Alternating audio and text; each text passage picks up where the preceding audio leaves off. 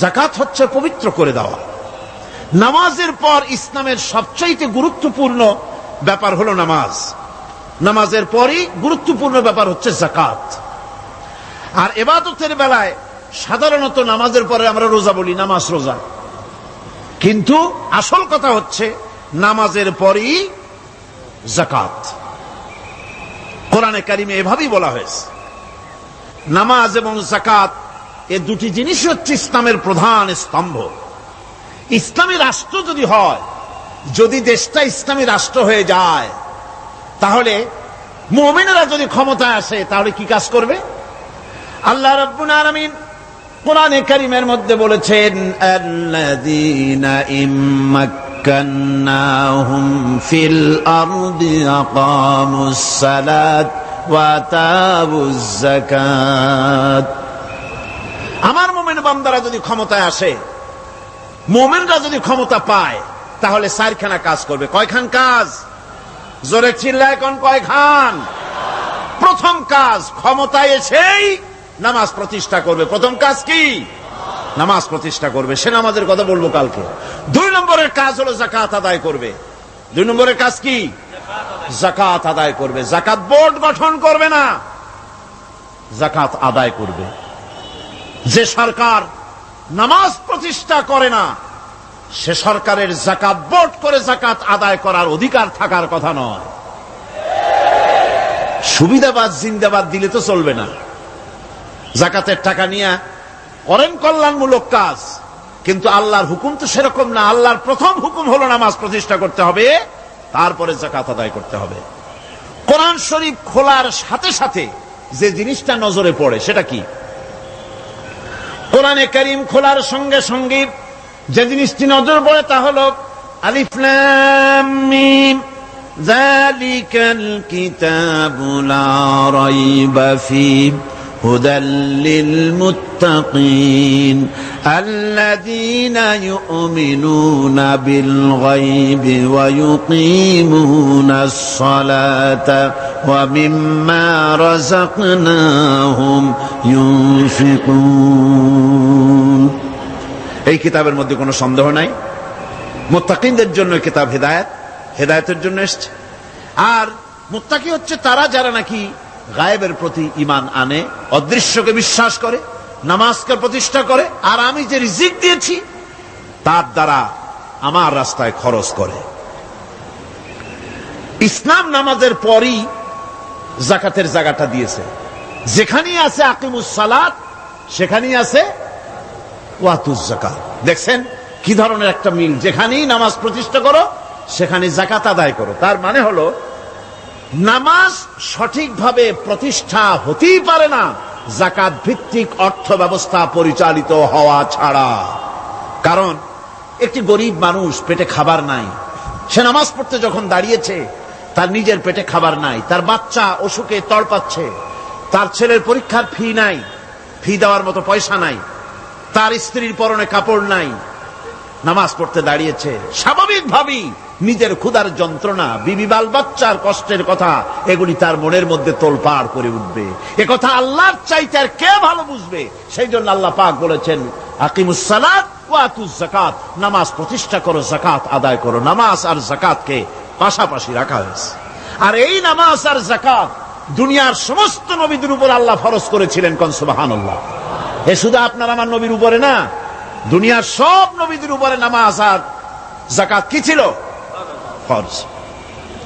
হযরত ইব্রাহিম আলাইহিস সালাম এবং তার বংশের নবীদের কথা উল্লেখ করার পর আল্লাহ রাব্বুল আলামিন বলছেন, ওয়াজআলনাহুম আইম্মাতান ইয়াহদুনা বিআমরিনা وأوحينا إليهم فعل الخيرات وإقام الصلاة وإيتاء الزكاة وكانوا لنا عابدين وجعلناهم أئمة।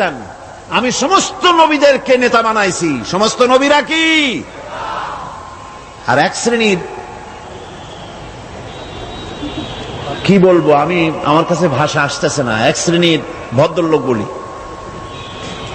ওনারা বলেন নবীদের নেতা কওয়া যাবে না। আশ্চর্য কথা। এই আয়াতের অর্থ তারা কি করবেন? ওয়াজআলনাহুম আইম্মাতান, নবীদের কথা বলা হচ্ছে আমি সমস্ত নবীদেরকে নেতা বানিয়েছি, তাদেরকে আমি নির্দেশ করেছি ভালো কাজের, তারা কল্যাণমূলক কাজ করবে এটা নির্দেশ করেছি, নেতা বানিয়েছি। আর তাদেরকে বলেছি কল্যাণমূলক কাজ করার জন্য, নামাজকে প্রতিষ্ঠা করার জন্য, যাকাতকে আদায় করার জন্য। আর তারা সবাই ছিল আমার অনুগত, বাধ্যগত। নবীরা সব হলেন নেতা। নবীরা কি?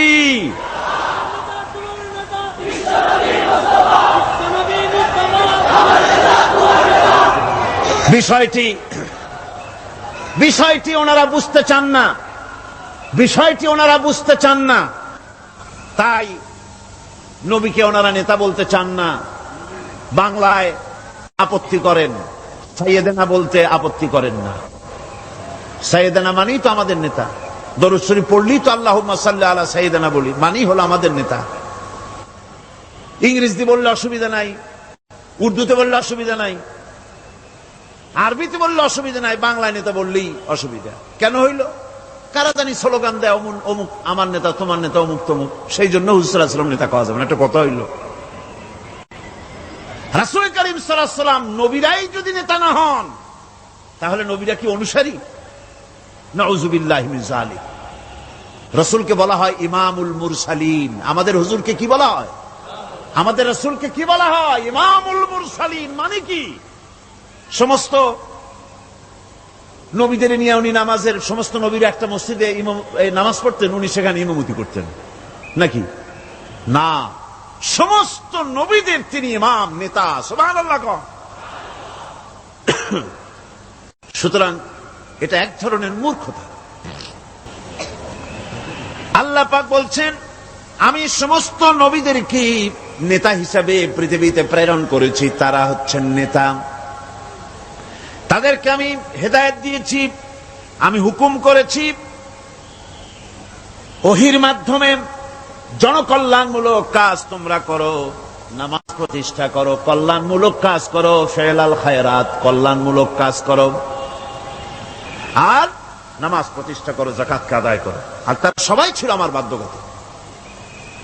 ইসমাঈল আলাইহিস সালাম সম্পর্কে বলা হয়েছে وَكَانَ يَأْمُرُ أَهْلَهُ بِالصَّلَاةِ وَالزَّكَاةِ وَكَانَ عِندَ رَبِّهِ مَرْضِيًّا। সে তার স্বজনদেরকে নামাজের হুকুম করত, নামাজের এবং যাকাতের নির্দেশ দিতেন হযরত ইসমাঈল আলাইহিস সালাম। আর তিনি ছিলেন বিশেষ মর্যাদার অধিকারী।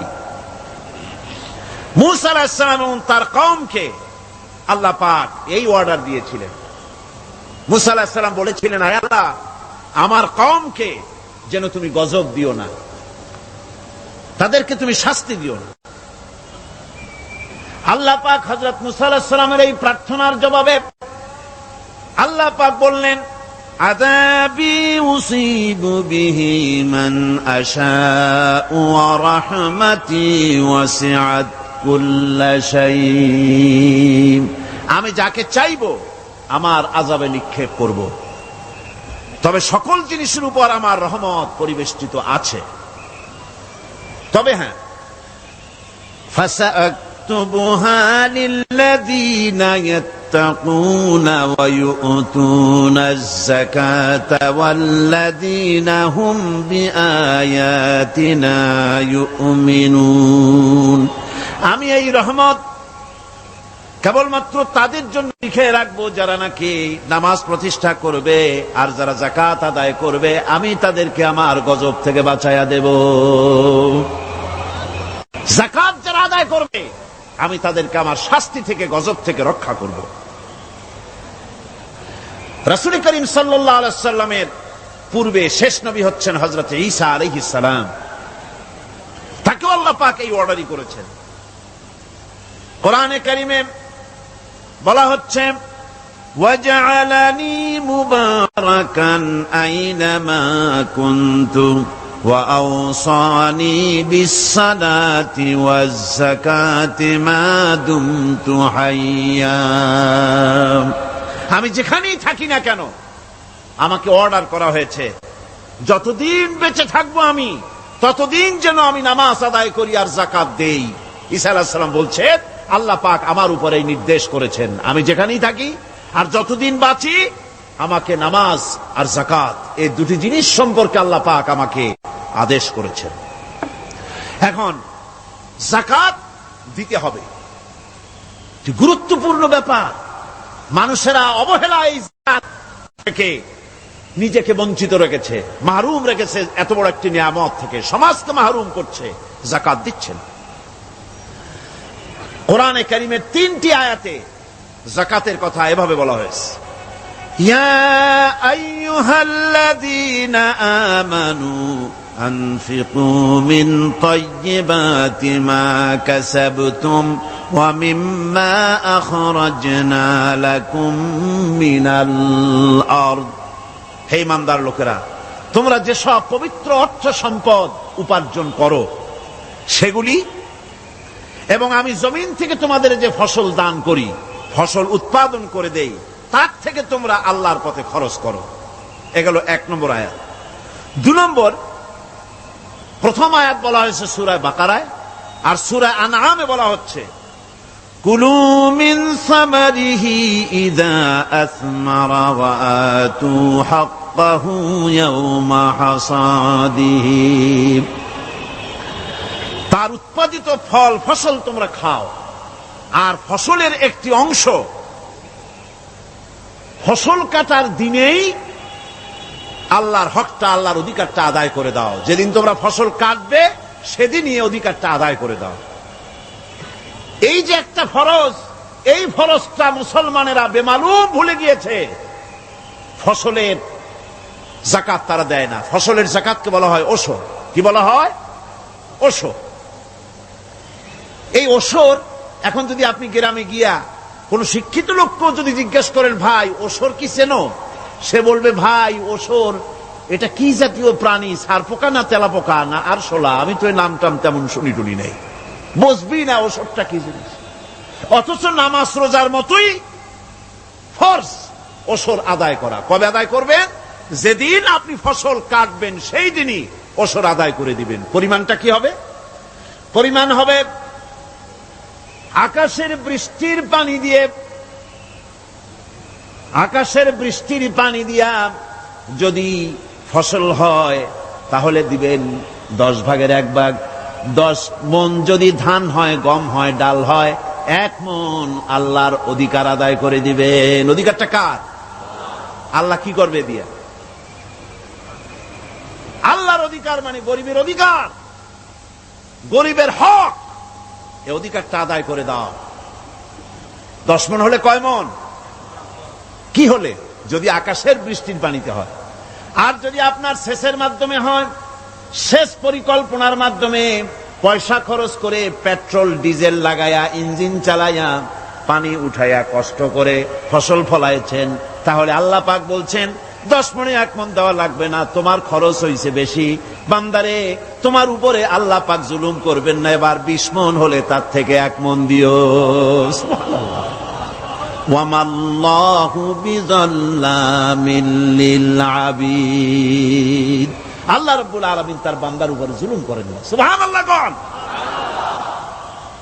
এইভাবে করে ওশরের যাকাতটা তোমরা ঠিকমতো আদায় করে দিও। ওশরটা দিও, ফসলের ওশর দিও, আর টাকার যাকাত দিয়ে দিও।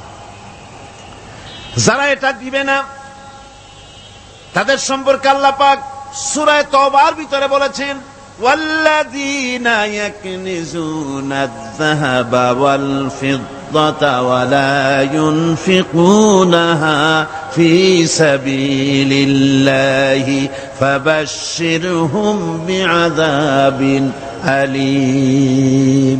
যারা নাকি স্বর্ণ এবং রৌপ্যকে সঞ্চয় করে, জমা করে, ওয়া লা ইউনফিকুনাহা ফি সাবিলিল্লাহ, আর আল্লাহর রাস্তায় তা খরচ করে না, ফাবাশশিরহুম বিআযাবিন আলীম, তাদেরকে কঠিন পীড়াদায়ক শাস্তির সুসংবাদ দাও। পীড়াদায়ক শাস্তির কি দাও? শাস্তির কি সুসংবাদ হয় নাকি? হওয়া তো উচিত ছিল শাস্তির দুঃসংবাদ শোনাও। না, আল্লাহ বলছেন সুসংবাদ শোনাও। এটার দৃষ্টান্তটা আমার ভাষায় আমি মানুষকে এভাবে বুঝাই। ছেলে খুব দুষ্ট, দুষ্টামির ঠেলায় অস্থির, তার মা মোটেই সামলাতে পারছে না। তখন মা বলে, বেটা আমার কথা তো শুনলি না, তোর বাবা আসুক, তারপরে আমি তারে নালিশ করব। এমন পিট্টি দেবে, মজা টের পাবি। তখন পিট্টি দিলে কি মজা লাগে নাকি? তার মানে শাস্তির তীব্রতা বুঝাবার জন্য বলা হচ্ছে, মজাটা টের পাবা। আল্লাহ রাব্বুল আলামিন বলছেন, কঠিন পীড়াদায়ক শাস্তির সুসংবাদ ওদের দাও, সোনা রূপা যারা জমা করে রাখে, যাকাত দেয় না, আল্লাহর রাস্তায় খরচ করে না। সোনা এখন পুরুষেরাও ব্যবহার করা আরম্ভ করছে। অবশ্য চিটাগংয়ে এমন কাম শুরু হয়নি। ছাত্র, শিক্ষক, অফিসার গলা একটা সোনার চেন, শীতের দিনেও সামনের বোতাম খুলে রাখে যাতে চেনটা সকলে দেখে।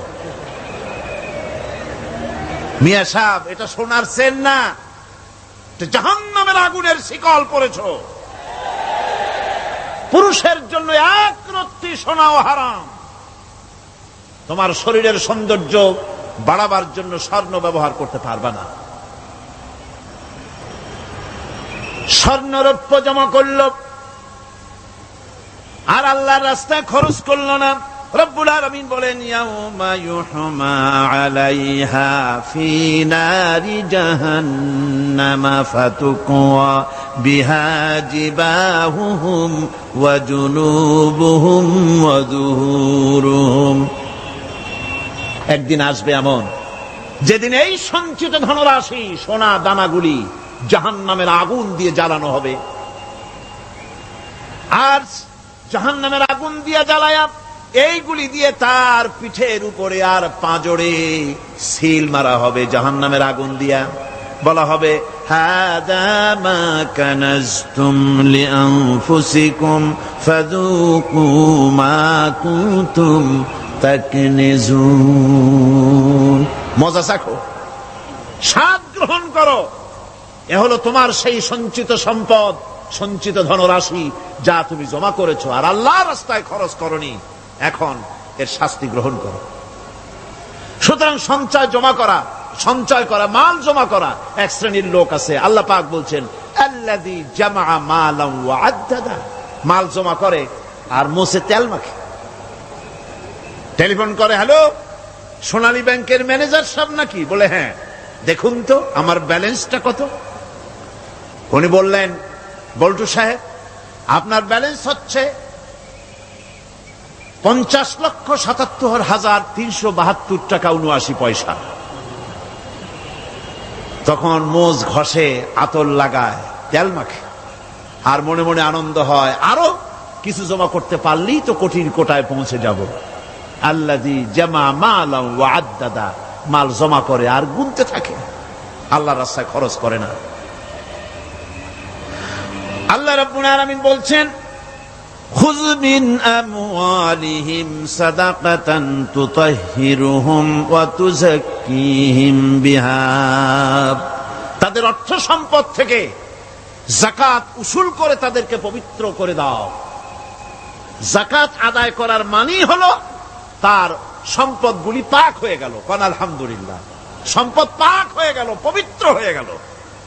আর যেই সম্পদের যাকাত দেওয়া হয় না, আল্লাহর রাস্তায় খরচ করা হয় না, তা সম্পূর্ণরূপে অপবিত্র, নাপাক। কি পরিমাণ সম্পদের নিসাবটা কেমন হবে? নিসাব হবে 52.5 তোলা রৌপ্য যদি আপনার কাছে থাকে, আপনি বাজার দর হিসাবে যাকাত দিবেন। স্বর্ণ 7.5 তোলা পর্যন্ত যদি হয়ে যায়, তাহলে অবশ্যই বাজার দর হিসাবে প্রতি বছর তার যাকাত দিবেন। ছাগল যদি 40টা থাকে, যাকাত দিবেন। গরু যদি 30টা থাকে, তাহলে যাকাত দিবেন। যাকাতের মাসলাটা খুবই কঠিন, যেখানে সেখানে গিয়ে জিজ্ঞেস করে এর জবাব পাওয়া সুকঠিন হয়ে যাবে। এই জন্য মাল পবিত্র করার জন্য, জাহান্নামের কঠিন শাস্তি থেকে বাঁচার জন্য আমি আপনাদেরকে উপদেশ দেব, সাজেশন করব, পরামর্শ দেব একটা বই পড়ার জন্য। বইটা লেখক হচ্ছেন আল্লামা ইউসুফ আল কারজাবী বর্তমান আসরে এই বর্তমান বিশ্বের একজন সাহসী মুফাক্কির ইসলাম, কাতার ইউনিভার্সিটির শরিয়া ফ্যাকাল্টির ডিন, তার লেখা ফিকহুজ যাকাত, এই আরবি বিশাল এই আরবি গ্রন্থের অনুবাদ করেছেন অনুবাদ রাজ্যের রাজা, এদেশে ইসলামী আন্দোলনের এই ভূখণ্ডের পুরোধা, ইসলামী আন্দোলনের বর্তমান সব নেতাদের উস্তাদ আল্লামা হযরত মাওলানা আব্দুর রহিম সাহেব রাহিমাহুল্লাহ, আল্লাহ তাকে জান্নাতুল ফেরদাউসের মেহমান বানায় নিক, জোরে কোন আমিন। তিনি এটার অনুবাদ করেছেন ইসলামে যাকাতের বিধান। ইসলামে, নামটা মনে রাখেন, ইসলামে যাকাতের বিধান। ইসলামী ফাউন্ডেশন বইটা বের করেছে, এত বড় 2টি খণ্ড। এই বইটি আপনারা সংগ্রহ করবেন, ইসলামের যাকাত বিধান, বইটি আপনারা সংগ্রহ করবেন মনে করে। এখন যাকাতের নিসাব আমি বললাম, এবার বলবো যাকাতের খাত। আমি যা বলতেছি এগুলি আমার বানানো নাকি? আল্লাহর কথা বলছি। কার কথা? আল্লাহর কথা। যাকাত কোথায় কোথায় ব্যয় করবেন, কারে কারে দিবেন?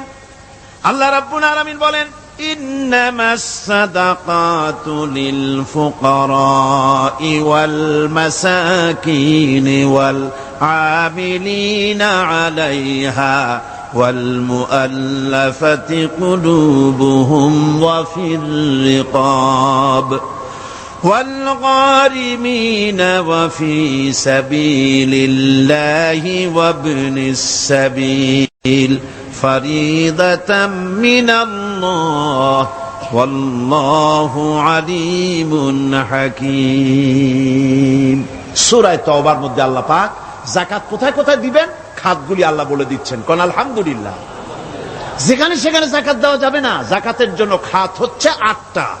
যাকাতের জন্য খাত কয়টা? 8টা। 8টি খাতে আপনার যাকাতের টাকা আপনি ব্যবহার করবেন, ব্যয় করবেন। প্রথম দিবেন ফকিরদেরকে। প্রথম দিবেন কাদেরকে? ফকির। ফকির কারা? ফকির হচ্ছে নিজের জীবন জীবিকায় অন্যের মুখাপেক্ষী। তারপরে শিশু, এতিম, বিধবা, জীবন চালানো খুবই কষ্টকর, অভাবগ্রস্ত লোক, এরা হচ্ছে ফকির। আর মিসকিন হচ্ছে যারা নিজেদের প্রয়োজন উপযোগী অর্থ উপার্জন করার সামর্থ্য নাই, আর মানুষের কাছে আত্মমর্যাদার কারণে হাত পাততেও পারে না। এক কথায় এক গরিব ভদ্রলোক।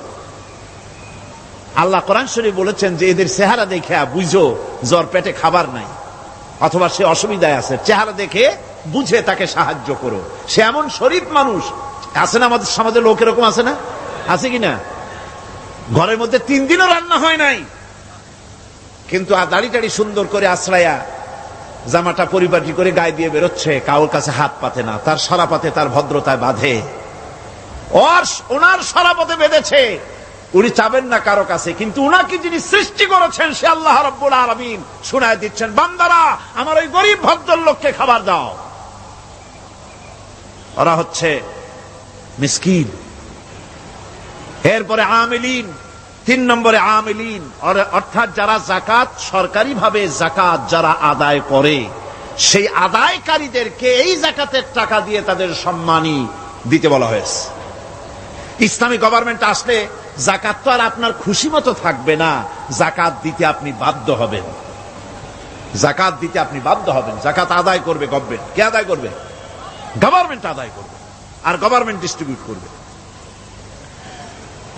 ওয়াল মুআল্লাফাতিল কুলুব, মনতুষ্টির জন্য, যাদের মন জয় করতে হবে এই ধরনের লোকদেরকে। ওয়ার রিকাব, আর গলদেশের মুক্তিদানের জন্য। ওয়াল গারিমিন, আর ঋণগ্রস্ত ব্যক্তি, তাও আবার এমন পর্যায়ের যে ঋণ পরিশোধ করতে গেলে যদি তার এমন অবস্থা হয় যে তার কাছে যাকাত দেওয়ার মতো টাকা থাকে না, এরকমের অবস্থা যদি হয় তাহলে যাকাতের টাকা দিয়ে তার ঋণ পরিশোধ করে দেওয়া যেতে পারে। ফি সাবিলিল্লাহ। এরপরে হচ্ছে জিহাদের রাস্তায়। জিহাদের রাস্তা মানে জিহাদ যখন শুরু হবে, সেই জিহাদের ময়দানে আপনি বন্দুক রাইফেল কিনে দেওয়ার সাহায্য করবেন সেটা নয়। কিন্তু শুধু এটাকে বোঝানো হয় নাই, অফি সাবিলিল্লাহ বলতে বোঝানো হয়েছে আল্লাহর রাস্তায় সংগ্রামরত সব ব্যাপারে আপনি সাহায্য করবেন, ইসলামী আন্দোলনের জন্য করবেন। যারা ইসলামের জন্য বইপত্র লেখে তাদের জন্য করবেন, যদি পয়সায় কুলাতে না পারে সেখানে সাহায্য করবেন। ইসলামী আন্দোলনকে বিজয় করার জন্য সাহায্য করবেন। এক কথায় আল্লাহর রাস্তা বলতে যা বুঝায় এগুলিকে দিবেন। ইবনে সাবিল, এরপরে পথিক মুসাফির। পথিক মুসাফির সে যদি বাড়িতে ধনী থাকে, ঢাকায় ধনী, কিন্তু চট্টগ্রামে এসে সর্বহারা হয়ে গেছে, টাকা পয়সা সব লুটপাট হয়ে গেছে, এখন বাড়ি ফেরার উপায় নাই, যাকাতের টাকা দিয়ে তাকে সাহায্য করা যেতে পারে। এই 8টি খাতে এভাবে যাকাত দেওয়ার জন্য আল্লাহ খাত সৃষ্টি করেছেন। কয়টা খাত হলো? 8টা খাত।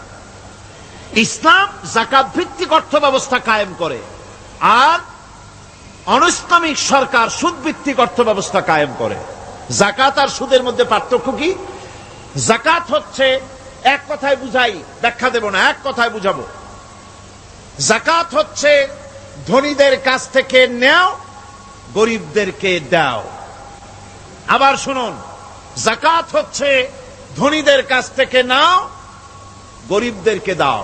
আর সুদ হচ্ছে গরিবদের কাছ থেকে নাও, ধনীদেরকে দাও। টাকায় টাকা টানে, একজনে শুনছিল টাকায় টাকা টানে, সে মনে করলো কেমনে টাকায় টাকা টানে। তারপরে সে এক ব্যাংকের সামনে গিয়ে অনেক টাকার মধ্যে নিজের একটা টাকা ছুড়ে মেরেছে। ঘন্টা 2 দাঁড়ায় আছে, দেখে যে তার টাকা আসে না। তখন ব্যাংকের দারোয়ান এসে পিছন থেকে গলাটা ঠেসে ধরছে, বেটা তুমি চোর নাকি, না হাইজাকার, না মাস্তান, না সাদাবাজ? কয় যে না, আমি এর কোনোটাই না। তাহলে এই পজিশন নিয়ে দেখতেছো কি? কয় যে আমি শুনছিলাম টাকায় টাকা টানে, সেজন্য আমার পকেটে একটা টাকা ছিল, ওই যে কেশিয়ার টাকাগুলি গুনতেছে ওইখানে মারলাম, দেখেনি টাকা, আমার টাকায় কিছু টাকা টাইনে আনে। এতক্ষণ দাঁড়ানো, আমার টাকা তো টানলই না, আমার যে একটা টাকা তাও আসে না। দারোয়ান বলছে, বেটা তুমি ঠিকই শুনেছো, টাকায় টাকা ঠিকই টানে, ওই অনেকগুলা টাকা তোমার একটা টাকারে এমন ভাবে টাইনিয়া ধরছে, বাইরে আবার উপায় নাই। সুদভিত্তিক অর্থ ব্যবস্থায় গরিবরা এভাবে শোষিত হয়। শোষিত হয় কারা? গরিবরা। সিনেমা কারা বানায়? ধনীরা। শোষিত হয় কারা? গরিবরা। লক্ষ্য করেন, তাকান, আল্লাহর কথা কত বাস্তব। ধনীরা সিনেমা বানায়, শোষিত হচ্ছে গরিবেরা। রিক্সা চালায়, ঠেলা গাড়ি চালায়, মাথার ঘাম পায়ে ফেলেছে, পরিশ্রান্ত হয়েছে, বিকাল বেলায় সেই টাকা নিয়ে যাচ্ছে বাজার করতে। সিনেমা হলের সামনে যায় দেখে সর্বনাশ, যুবক একটা যুবতীর জড়ায় ধরছে 2 হাত দিয়া, নিচে লেখা কি যে প্রেম আর কত যে জ্বালা। বেচারা গরিব মানুষ মাথা গরম হয়ে গেছে এটা দেখিয়া, যে বাইরে যদি এত জ্বালা, ভিতরে না জানি কত মজা। যে টাকা দিয়ে চাউল কিনতো, সেই টাকা দিয়া টিকিট কিনে সিনেমায় ঢুকলো। এর মাথা ঘামানো পয়সাগুলি পাইল কে? বড় লোকই পেল। বড় লোকেরা ব্যাংকে টাকা রাখে, গরিব মানুষেরা ব্যাংক থেকে টাকা লোন নেয়। কৃষি লোন নিল, গরু কিনলো, বীজ কিনলো, সার কিনলো। আকাশ থেকে বৃষ্টি হলো না, অনাবৃষ্টি, অতিবৃষ্টি, খরার কারণে ফসল হলো না। ব্যাংক কি তার লোন মাফ করবে? তার সুদ মাফ করবে? শেষ পর্যন্ত গরুটা বেচা, মায়ের হাতের, বউ হাতের শেষ চুড়ি গাছা বিক্রি করে লোন পরিশোধ করলো। বড় লোকের টাকা ওখানে ছিল, ওই টাকায় আরো টাকা গিয়ে জমলো, আর গরিব ফতুর হয়ে গেল। এই জন্য আল্লাহ পাক বলেছেন, সুদ হচ্ছে ওয়াহাল্লাল্লাহুল বায়আ ওয়া হাররামা রিবা। আল্লাহ পাক ব্যবসাকে করেছে হালাল, সুদকে করেছেন হারাম। এই সুদের মধ্যে 70টি গুনাহ, তার ছোট্ট গুনাহ হলো নিজের মায়ের সাথে জিনা করা। জোরে কোন নাউজুবিল্লাহ। মায়ের সাথে জিনা করার চাইতেও নিকৃষ্ট, এটা হলো ছোট গুনাহ। টের পাইছেন? এইটাই হলো ছোট গুনাহ। তাহলে বড় গুনাহ কি? বড় গুনাহ হচ্ছে আল্লাহ আর তার রাসূলের সাথে যুদ্ধ করা। নাউজুবিল্লাহ পড়ে। সুতরাং এই সুদভিত্তিক অর্থ ব্যবস্থার এই সুদভিত্তিক অর্থ ব্যবস্থাকে নির্মূল করে দিয়ে ইসলাম যাকাত ভিত্তিক অর্থ ব্যবস্থা কায়েম করেছিল, যার ফলে মানুষ খেয়ে পরে সুখে শান্তিতে বসবাস করেছে। চুরি নাই, ডাকাতি নাই, জেনা নাই, ব্যভিচার নাই, হত্যা নাই, ধর্ষণ নাই। এমন এক সময় এসেছিল কোরআনে কারিমের বরকতে, যাকাত ভিত্তিক অর্থনীতির বরকতে এমন এক সময় এসেছিল ময়দানে ঢোল পিটানো হতো বাজারে বাজারে, যাকাত কে নেবে, যাকাত কে নেবে, যাকাত কে নেবে। একজন মানুষও খুঁজে পাওয়া যায় নাই যে বলবে যাকাত আমার দরকার। গল্প করলাম? এটা কি গল্প? এটা বাস্তব। হযরতে ওমর বিন আব্দুল আজিজ রাহমাতুল্লাহ আলাইহির জামানায় সদকার টাকা নিয়ে 3টি দিন একজন ঘুরেছেন গ্রামে গ্রামে, ময়দানে ময়দানে। একটা গরিব খুঁজতেছেন সদকার টাকা দেবে, গরিব খুঁজে পাওয়া যায় না। ক্লান্ত শ্রান্ত হয়ে মরুদ্যানের ভিতরে আরাম করতেছেন, এমন সময় দেখতে পেলেন সেখানে আরেকটা লোক আসছে, ধুলামলিন বড় একটা বস্কা তার সাথে। এই লোকটি তার কাছে গিয়ে বলছে, ভাই আল্লাহ আপনারা আমারে মিলাই দিছে, 3 দিন পর্যন্ত ঘুরেছি কিছু সদকার টাকা নিয়ে, এত বড় দেশের এত জায়গা ঘুরলাম, একটা গরিব পাই নাই যে তারে দেব, আল্লাহ আপনারে মিলাই দিছে, নেন এই টাকাগুলা। কয় যে তোমার মাথা খারাপ না স্ক্রু ঢিলা? তুমি কি মনে করছো আমার এই বস্কার মধ্যে ছেঁড়া খাতা? তোমার টোপলায় যে টাকা আছে আমার বস্তায় তার থেকে অনেক বেশি টাকা আছে। তুমি ঘুরতেছো 3 দিন, আমি ঘুরতেছি সপ্তাহকাল, একটা ভিক্ষুক পাই নাই। এটা কিসের বরকতে? ইসলামী অর্থনীতির বরকতে। যেরকম কিসের বরকতে? কপাল পোড়া জাতি, কপাল পোড়া জাতি সেই বরকতপূর্ণ সমাজ ব্যবস্থার দিকে না গিয়ে কোন নেতা কোন নেত্রী কি কইল সেদিকে দৌড়ায়, সেদিকেই দৌড়ায় পাগলের মতো। হেমিলেনের বংশীবাদক বাঁশি বাজায় চলল, আর ইঁদুর বাঁদর সব পিছনে ছুটল। এর কোনো মানে হয় না। বন্ধুগণ, আল্লাহ রাব্বুল আলামিন এই যাকাত ব্যবস্থার মাধ্যমে বিরাট পরিবর্তন এনে দিয়েছিলেন। এটি আল্লাহ পাকের একটি বিশাল নিয়ামত। এই নিয়ামত আল্লাহ পাক ইসলামী রাষ্ট্রকে দান করেছেন। আর যাকাতই বরকত। হালালে বরকত হয়, হারামে তো আর বরকত হয় না। কথা ঠিক কিনা কর? ইহদিনাস সিরাতাল মুস্তাকিম সিরাতাল্লাযীনা আন'আমতা আলাইহিম গায়রিল মাগদুবি আলাইহিম ওয়ালাদ-দাল্লিন।